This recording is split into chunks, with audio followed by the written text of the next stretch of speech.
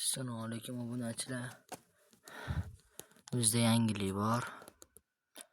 Quyonimiz cho'zilib yotibdi tug'ish arafasida. Gidita bir haftalar bor. Bir haftalarda xudo xolasa yangilik bo'ladi inshaalloh. Mana quyonimiz yungan to'kishni ham boshlabdi.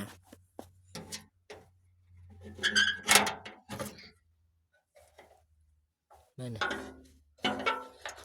yungan to'kishni ham boshlagan o'zi. Quyon mana.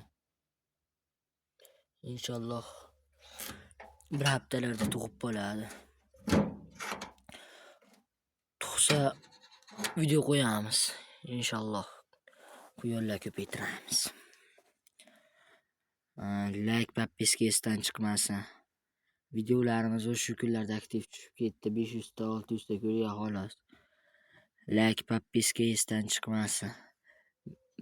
Birinchi marta ko'ryapti turganlar podpiska bosib qo'yinglar. Bu sizlarga bitta oddiy tugma men uchun katta motivatsiya. Haddi shu, rahmat.